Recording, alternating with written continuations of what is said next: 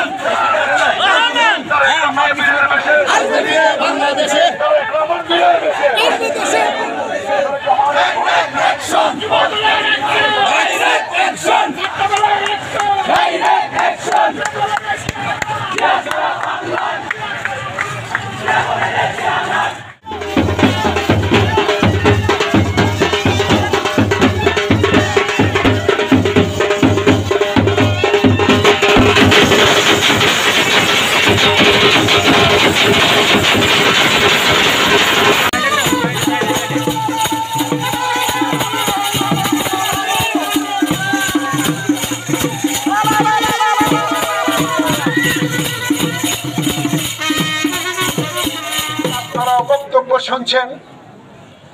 আমি আমার বক্তব্যের প্রারম্ভেই আফ্রিকার শ্রেষ্ঠ সংগঠক শহীদ প্রেসিডেন্ট জিয়াউর রহমান, স্বাধীনতার ঘোষক, তার প্রতি শ্রদ্ধা নিবেদন করতে চাই। সংগ্রামী সাথী ও বন্ধুরা,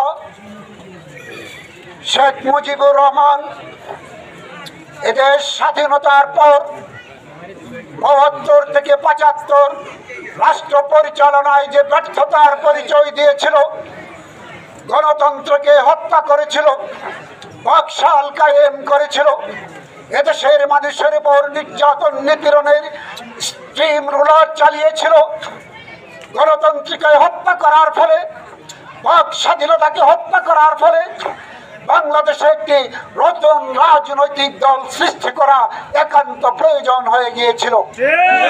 আর সেই জন্যই শহীদ প্রেসিডেন্ট জিয়াউর রহমান তৎকালীন সময়ে একটি নতুন রাজনৈতিক দল প্রতিষ্ঠা করলেন।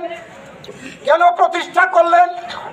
বাংলার সর্বস্তরের জনগণ, বাংলার অবহেলিত, লাঞ্ছিত, বঞ্চিত, নির্যাতিত, নিপীড়িত মানুষকে সেবা দেওয়ার জন্য, তাদের মুখে হাসি ফোটানোর জন্য শহীদ জিয়াউর রহমান একটি রাজনৈতিক দল গঠন করলেন।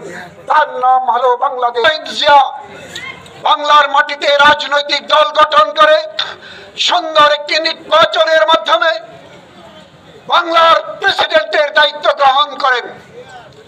তারপর বাংলার মানুষের মুখে হাসি ফোটানোর জন্য তিনি জীবনপণ যুদ্ধ করে শেষ পর্যন্ত জাতীয়তাবাদী দলের আত্মাহুতিকে অস্বীকার করতে চান। জাতীয়তাবাদী দলের আত্মাহুতিকে অস্বীকার করে পিয়ার পদ্ধতিতে নির্বাচন চান। আমরা তাদের ব্যাপারে স্পষ্ট বলে দিতে চাই, আপনারা আপনাদের দাবি থেকে সরে আসুন।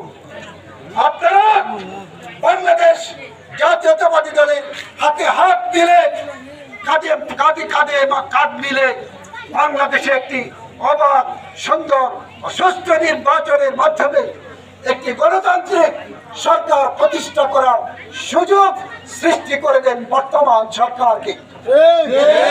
সংগ্রামী সাথী ও বন্ধুরা, আমার বক্তব্যের পরিশেষে আমি বলতে চাই, দীর্ঘ 16টি বছর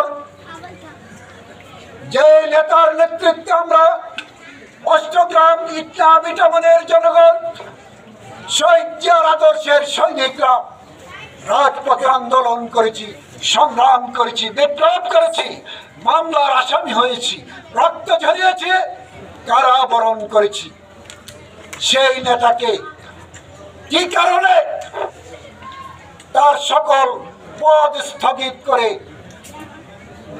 তাকে চিঠি দেওয়া হয়েছে আমরা তা জানি না।